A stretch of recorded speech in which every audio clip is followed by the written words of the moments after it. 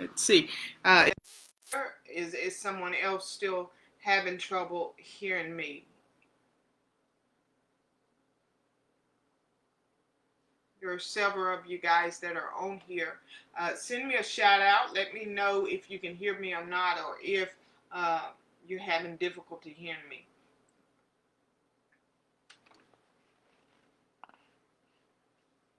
You can hear me now. Awesome. Awesome. I don't know what happened there. So if it happens again, let me know, and I'll try to see if I can correct that.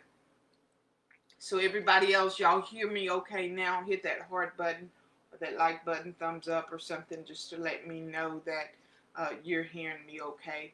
And I do apologize for that. So, many people, you know, we have that myth or that misconception that Christians do not have these issues as they relate to depression, anxiety, suicide, and things like that. But that can be farther from the truth. Even in our walk of professing Christianity, we still struggle with issues. We still struggle with life challenges. Christianity gives us something. Hey, Keisha, how are you, baby? Christianity gives us something to hold on to. It gives us that light of hope. But for any of you know who are like me and you are a survivor of suicide, who have had the ideations and have attempted in some way or another, whatever that looks like for you, we know that sometimes it gets so dark in the issues that we are dealing with that, you know, sometimes it's even hard to be lifted to our Creator or be feel that hope or that comfort of Christ. And hey Diane, how are you, babe? And sometimes it's just how dark it is, and this is just how strong that depression and anxiety is. Sometimes we can be in a place that's so dark that we can't feel Christ, or we can't even fix our minds to comprehend His goodness, or to feel His love, or that comfort. And I don't know. I know I'm not the only one who's ever been in that dark place. And this is what bothers me so bad about us who profess Christianity, who meet these people with issues and are in a dark place. And the only answer we have for them, or the only comfort we give, is to pray about it. Because sometimes we're dealing with things that are so dark and that are so deep and they're so magnified in our minds that we don't even know how to muster a prayer. And I know that, hey mom, how are you? I know that I'm not the only one who's been there and done that. Sure, we put on a smile when we go out in public. Sure, we say I'm blessed and highly favored. Sure, we make like everything is all right. But truth be told, many of us Christians have been so manipulated in our religious practices and in the doctrine that we feel like when we have those thoughts of depression and anxiety and suicide and the overwhelming feelings and thoughts that haunt our mind, we feel like we're not as close to Christ as maybe we should be. Or we feel like there's a disconnect and there's something wrong with us. So we dare not talk about the feelings that we have as it relates to suicide. So many of us, we fool ourselves, we're not honest with ourselves, we manipulate ourselves, and we never really get the help that we need because of the teachings that we have received through our religious organizations. Well, I'm here to tell you that as a Christian, a profession of that who follows Christ, a profession of that who believes that I am saved, and that when I leave this world and I take my last breath, that I will be with my Creator and my Father in heaven. I just believe that. But I also know that here in this body, here in this world, sometimes I have pains, and sometimes I have issues, and sometimes I have emotions that are so dark and deep that I refuse to believe that even in those deepest, darkest moments, that my God, my Creator, the Christ who says that I am, is not with me. Or that there is something wrong with me because I have those feelings, or because I'm going through those challenging times. So for our religious organizations, or for our teachings to be against something that is so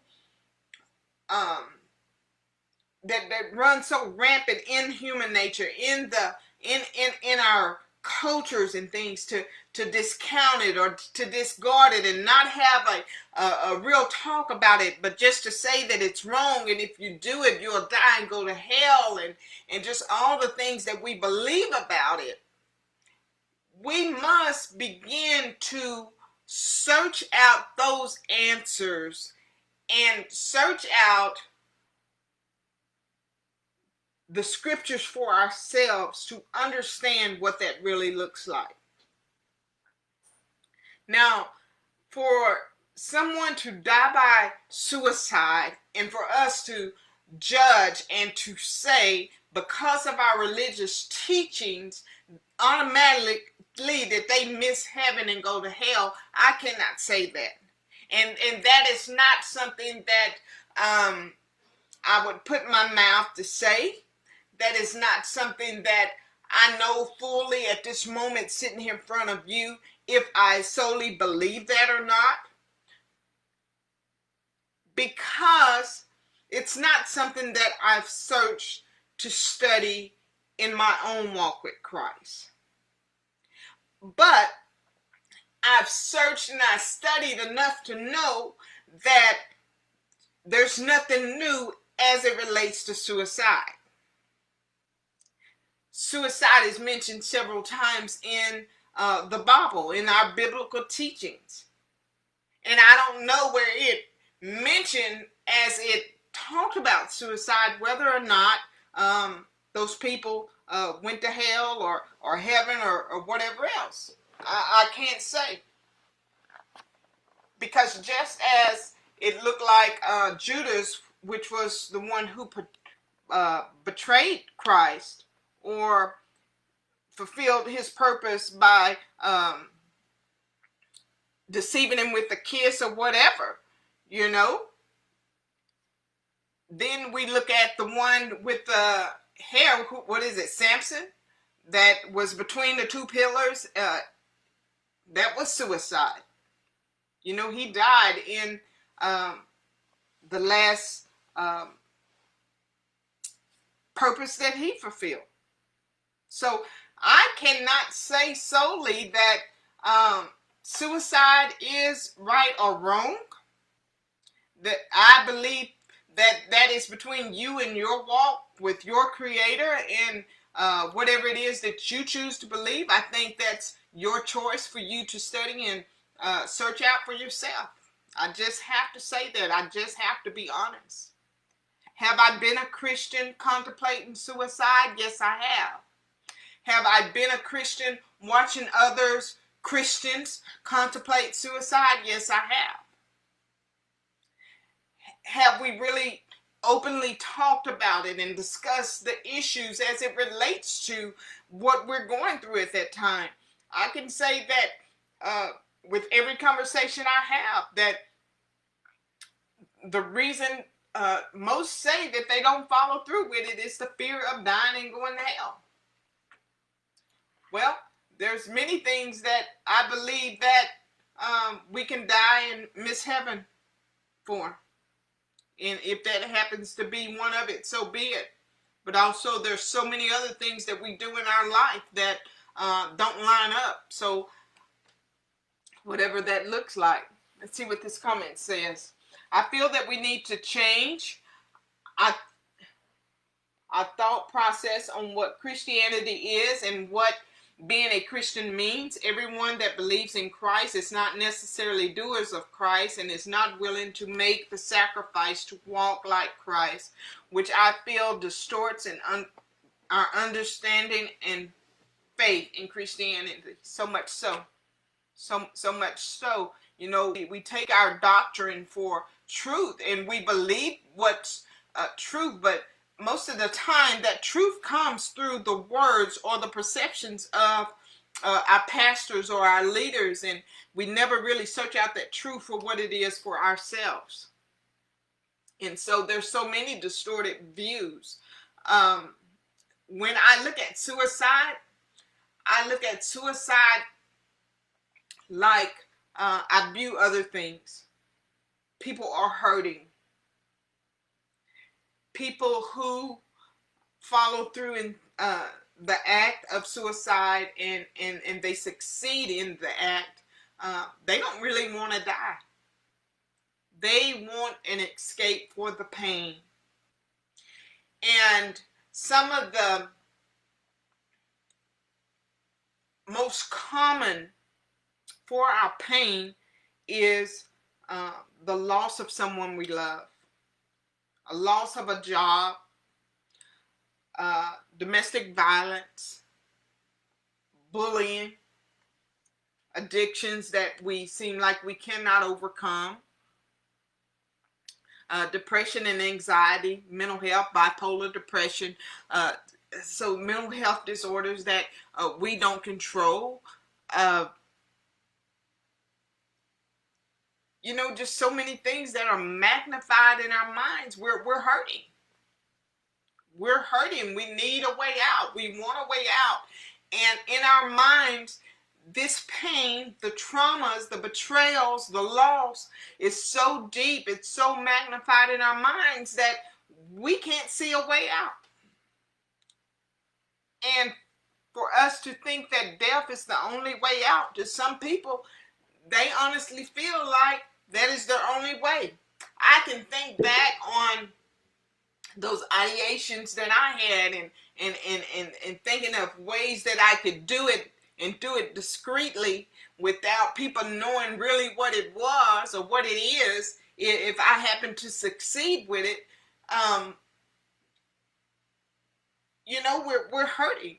That pain, it seems so deep, it seems so traumatic that sometimes those dark moments, that's all we can see is darkness. We see no light.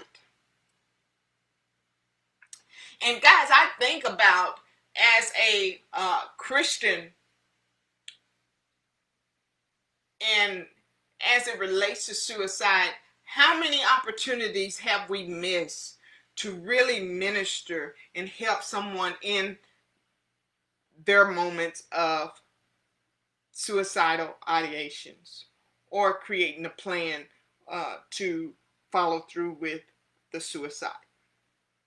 How many people have we not been able to comfort or to support or encourage or to lift up or to hold their hands and listen to them as they're pouring their hearts out to us, when all we at the end of all of that say, just pray about it? Now, I pray about a lot of things, and I can think of a lot of things, but you know, when I'm in my moments of darkness, I don't know the words to muster to pray. And when I'm reaching out to a friend, or I'm reaching out to a parent, or I'm reaching out to someone, a professional, or someone to help me, telling me to pray about it does not help. And I don't know. I mean, some of you other Christians, you may be a little more stronger in your faith. Help me out. What do you do when you're in that darkest moment?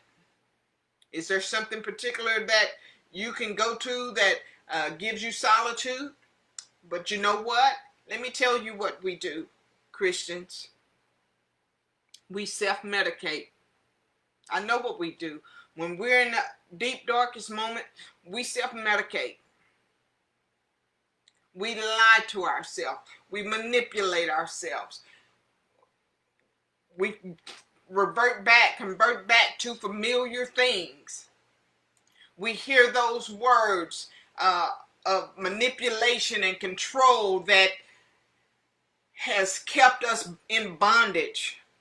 And we're never really able to get over the issues that we have. So we overdose on pills. We drink ourselves through the pain. We sometimes are cutting ourselves. Sometimes we think of ways like I was doing. Think about more sophisticated ways to do it. To go and walk out in front of a car and on a busy stretch of road, hoping no one sees us and run into us. We think of all kind of sophisticated things to carry out the thing that we judge. We judge. And even if we're successful in fooling ourselves, we're not fooling our God. It still does not change the fact that even as Christians, we have issues.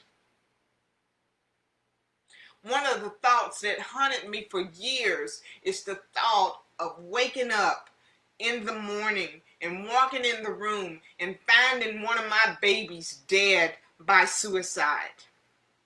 Finding them hanging or finding them with their wrist cut. I just have to be honest with you, and that haunted me for years. And sometimes even still, the traumas of that, just that thought revisits me. And it causes an emotional response. And guys, so I can't just say when I see my babies going through, or when I see the young women with these issues and they're going through, and I see the Christian women with the husbands and they're in these abusive relationships, and they seem like it's no way out, and they're coming to church and other religious institutions, and they're looking for help and looking for a way out. And all we can say is time and time again is to just pray about it. Never really tapping into what the issues really are and what the issues really look like, and helping one another deal with the issues, or giving a voice to their issues so that we can somehow together come together and heal. Our babies are not the only ones. These young women, these young men, they're not the only ones. It's some of us, 30, 40, 50, 60, 70, 80 years old, that are still dealing with these issues. And we don't want people to look at us any different. We want to look like we're this great wonder, and we don't want to talk about it. But guys, I tell you that you are not alone. And if I have to sit here and talk about it night after night after night until we finally get it, it is okay not to be okay. What's not okay is for you to go at it alone. That's not what I want for you. That is not what we desire for one another. And if you have to voice it, if you have to reach out for somebody to listen, we are here. We are created to be helpers of one another. Not to judge one another, not to criticize one another, not to feel like something is wrong with you just because you're in a dark place.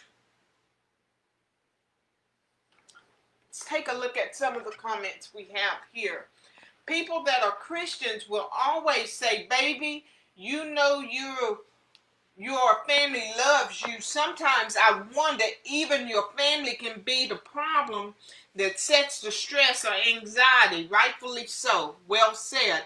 Well, I've just been back 3 weeks now from a mental facility, and it helped me, and the people there are better to you than your so-called friends and family.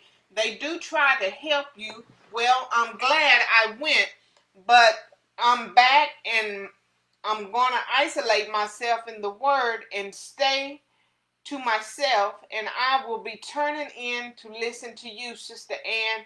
This has truly helped me. Well, I'm glad it's helped you, baby. We help one another. And you mentioned about family and friends, and sometimes they add to the issues, and you're so right. The thing with family and friends is that when they reach out to help us, they're not trying to hurt us, so to speak. It's just that they don't know. Their ignorance speaks louder than what they actually know or what they actually allow themselves to feel. Because in their minds, they are protecting us. They really desire to protect us. And sometimes in that, ignorance shows up. And so the words that they speak and the advice that they give and what they do is not really helping. And it's because they haven't been taught. And it could even be that they have their own issues that are undealt with, that they really don't know how to tap into that. They really just don't know how to help. So, but isolating yourself is not okay. We shouldn't have to feel like we're in a place that we have to go through things alone. Because when we're alone, that gives the enemy ground to come and overtake us. And the only problem, even if you're alone and you're in the Word, is that that Word is perceived through your own mind. And with your mind already having those challenges and in that darkness, then that perception can be distorted as it relates to the world, the Word. If that's what you meant, isolating yourself in the Word.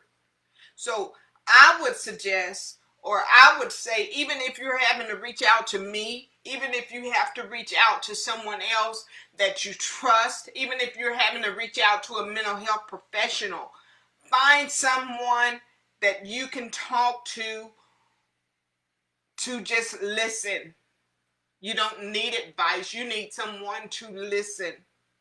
You need someone to listen. You need someone to care to get that out. Not only that, finding audio that helps you process what it is you're dealing with, what it is that you're going through, I find is helpful for me. Because when I'm in a dark state, I can't read. I don't want to hear about what you think. I don't want to hear about pray about it. I need help. But in needing help and desiring that help, there's a difference. Because my desires at that time, I cannot read the Word. I cannot utter a prayer. It's hard to press through when I'm in those dark places. But if I can find somebody who can just be there, and if I choose to speak, to just listen without judgment, without criticizing, without all the religious things, without all the ignorance, without judging me, then I think that gives me a better space. It prepares me for what's next. It helps prepare me so that I can get to that place that I desire. My desires begin to manifest themselves. Guys, when we're in depression, it's hard to connect to those things that we will ordinarily enjoy. So going for a walk, finding somebody to walk with us and listen to us, or having that audio as we walk and be able to get that fresh air. And we know how our area is now. So getting it however way that we can get it, so that we prepare our bodies and begin to get those chemical charges going in our lives. So it is difficult. It is difficult. Let's see. Building a relationship with Christ for myself is what has helped me to deal with the dark spaces and places. He has to be the one in my ear to guide me through this craziness. He speaks even when I don't know what to say or do. He leads me in the places I need to go and the people I need to see, to give me the words and experience need to stay the course. For sure, that is important. That is important. That is important.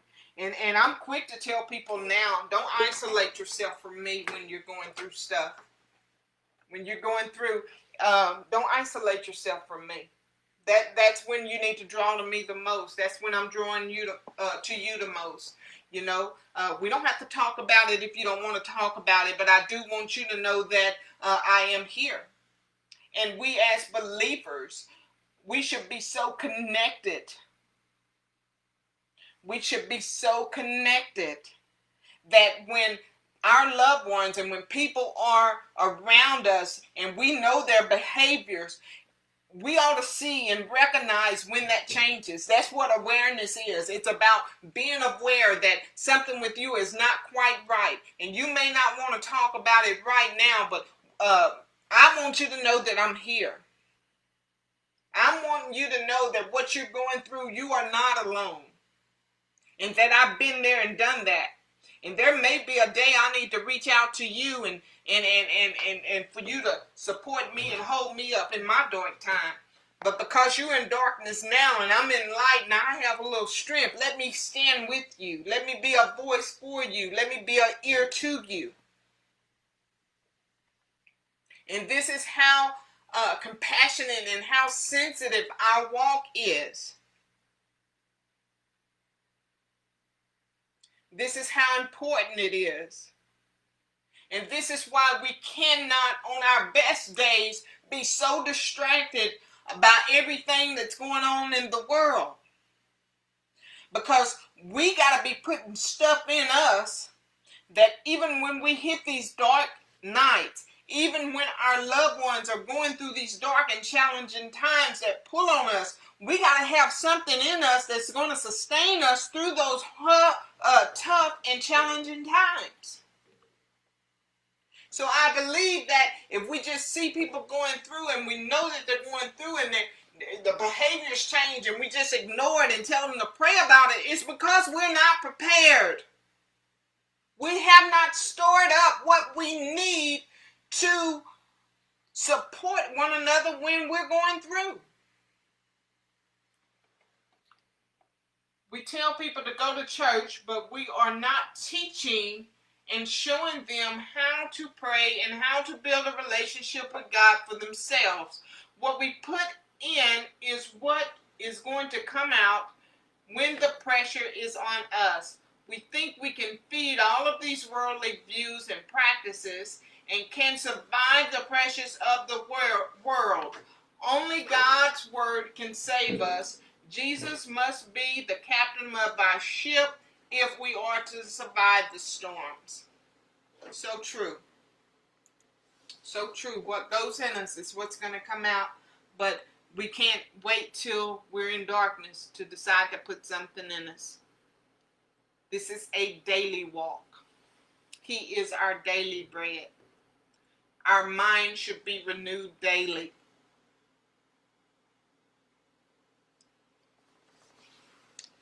Praying, okay, that's a comment to somebody else. I won't even read that. Yes, and you have been that so many times. Thank you so much. So, suicide as it relates to Christianity, guys, we're not exempt. Christian or not, we're not exempt. We still live in this world. We still have challenges. We still have issues. We still have work to do. We still have progress and development that we must be connected and in tune with. Time out. Time out for playing. Time out for excuses. Time out for using that cop out. Just pray about it. What do you do when you can't pray? And guys, I tell you, I've been there and I've done that. It's been so deep. It's been so dark. Sometimes I can't pray. I don't know what to pray. Sometimes I just need to talk about it and get it out.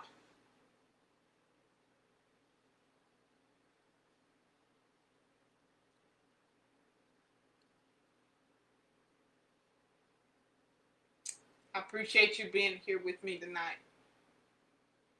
My heart, my thoughts, my love with each of you. And regardless of where you are at tonight, know that you're not alone. Know that I love you and I am concerned about you. Know that everyone on this platform loves you and is thinking of you. And our hopes is that together we will all make it in, and that we will all make it through the night. And if it just takes 1 second at a time, 1 minute at a time, 1 day at a time, 1 week at a time, 1 month at a time, let us band together. Let us be so compassionate and so loving and so concerned about one another that we're checking on one another. And that when someone shares, we're open to listen, and we're open to listen without judgment. I love you and I need you. We need you. You matter. I am your host, Anntricia Bray Smith, author, educator, and public speaker. I'll see you right back here again tomorrow night at 10 p.m. Good night, everybody.